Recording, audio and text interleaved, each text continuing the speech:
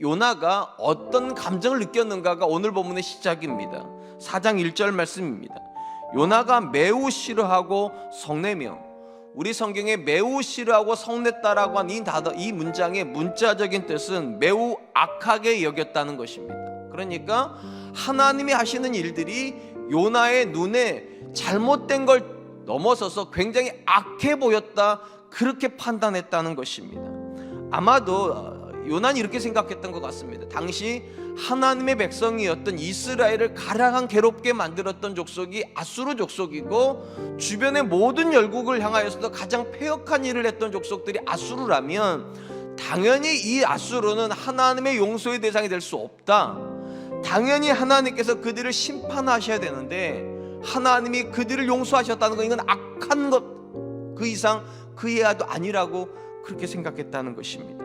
만약 요나의 생각처럼 하나님께서 니느웨 사람들을 용서하시는 것이 악한 것이라면 사실은 210년 동안이나 북이스라엘을 심판하지 않으시는 하나님의 행동이 더 악하다 할 수 있을 것입니다.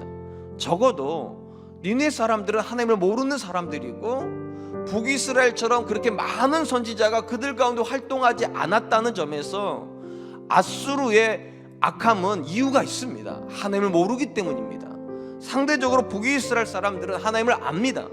심지어 수많은 선지자가 활동을 했고, 이스라엘 역사에서 가장 위대했던 선지자 엘리야와 엘리사가 활동했던 나라가 북이스라엘이라면 그들의 패역에는 이유가 없습니다. 그들은 사악한 족속 중에서도 사악한 족속입니다. 그런데도 하나님은 그 사악한 북이스라엘을 향하여서 심판을 절제하고 계십니다. 근데 그 북이스라엘은 보지 못하고 오히려 아수르만 보면서 요나가 하는 말이 무엇입니까? 하나님이 악하다는 것입니다. 그런 점에서 210년 동안 단 한 번도 하나님께 대대로 돌아오지 않았던 북이스라엘에 비해서 단 하루의 하나님의 메시지를 듣고 하나님께로 돌아온 니느웨를 용서하신 것을 악하다고 말할 수 없을 것입니다. 오히려 하나님께서 요나를 니느웨에다 보내신 이유가 있다고 생각이 됩니다. 보여주고 싶으셨어요. 무엇을 보여주고 싶으신가? 니느웨 사람들이 회개할 때 하나님께서 그들을 어떻게 하시는지를 보여주고 싶었던 것입니다. 또 하나 보여주고 싶은 것이 있었습니다. 하나님께서 회개하는 아수르를 용서하셨다면 하물며 회개하는 이스라엘을 왜 용서하지 않으시겠는가? 사실은 이 메시지를 주고 싶으셔서 니느웨까지 요나를 보내셨을 것입니다. 그러니까 사실은 요나에게 보여주고 싶었던 것은 니느웨의 모습이 아니라 정반대 북이스라엘의 모습을 보라는 것이죠. 패역한 족속은 아수르가 아니라 북이스라엘이고, 하물며 아수르를 용서하셨다면 왜 내 백성을 용서하지 않으시겠는가? 이 영적인 깨달음을 주고 싶었는데 안타깝게도 요나는 영적인 깨달음을 보고 있는 것이 아니라 자기 눈앞에 보여지는 불편한 현실만 보고 있는 것입니다. 하나님이 우리가 미워하는 그들을 용서하신다, 이것이 요나를 불편하게 만들었던 것입니다. 일단 우리가 본문에서 분명하게 확인하는 것이 있습니다. 요나는 하나님을 오해하지 않았습니다. 요나는 하나님이 어떤 분이라는 것 정확히 알고 하나님이 어떤 일을 하실 것이라는 것 정확히 알고 있었고, 놀랍게도 요나가 알고 있는 그 모습 그대로 하나님이 니느웨에서 일하셨습니다. 근데 왜 요나가 불편합니까?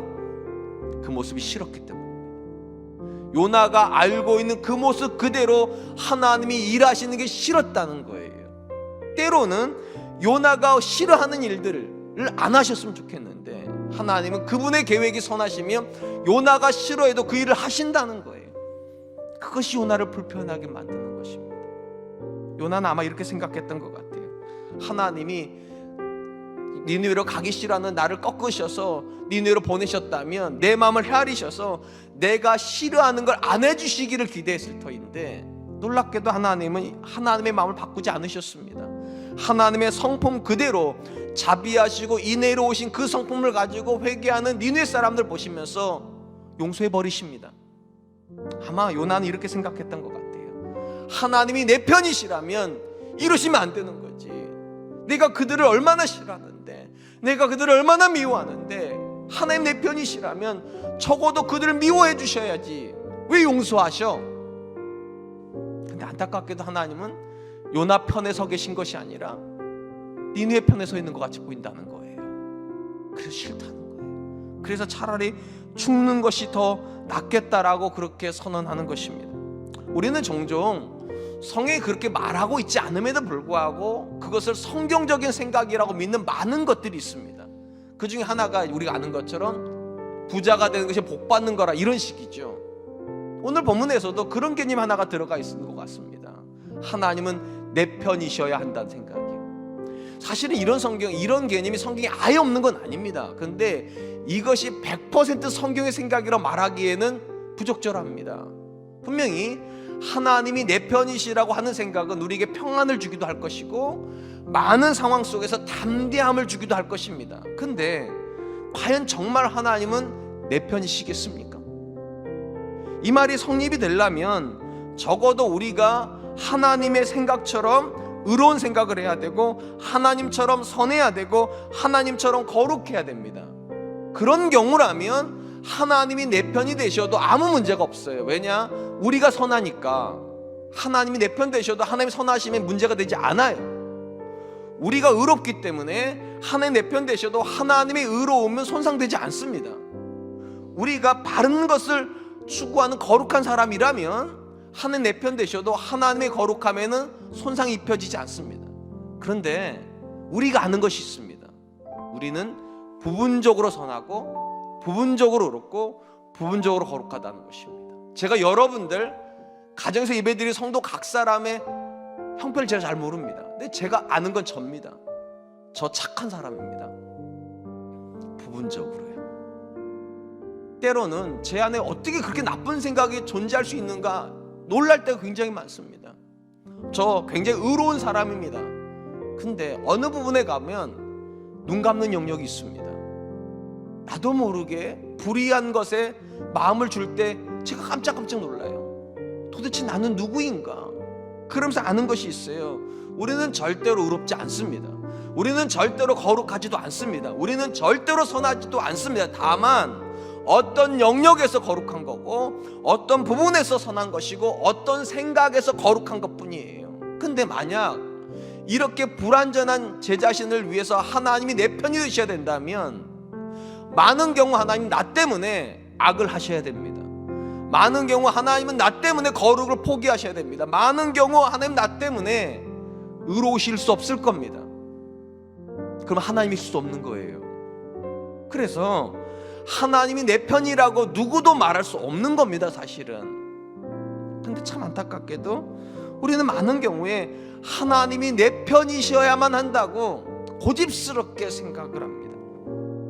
그러나 오히려 성경이 성도에게 요구하는 것은 이것입니다. 하나님이 내 편이셔야 된다는 생각을 내려놓고 내가 하나님 편이어야 된다고.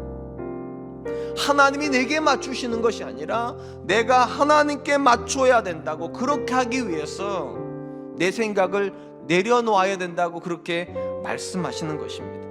적어도 우리가 하나님 편이 되기를 원한다면 그때부터 놀랍게도 우리는 거룩해지기 시작합니다. 내가 하나님 편에 서야 된다고 생각하는 순간부터 우리는 놀랍게도 선한 생각을 하기 시작합니다. 내가 하나님 편에 서 있어야 된다고 생각하는 순간부터 우리의 결정은 의로울 수밖에 없습니다. 그렇지 않고 우리 하나님 편 설 수 없을 거니까요. 그리고 놀랍게도 우리가 하나님 편에 서기로 결정하는 순간부터 하나님도 우리와 함께 하시기 시작한다는 겁니다. 그래서 가장 성경적인 생각은 무엇인가? 하나님이 내 편으로 오시는 것이 아니라 내가 하나님 편으로 가는 것입니다. 그래야 그곳에서 우리는 내 인생에서 일하시는 하나님을 만나게 되는 것이고, 그때 비로소 압니다. 하나님의 선하심을, 하나님의 거룩하심을, 하나님의 의로우심을, 그리고 그것이 내게 절대로 손해가 되지 않는다는 사실을.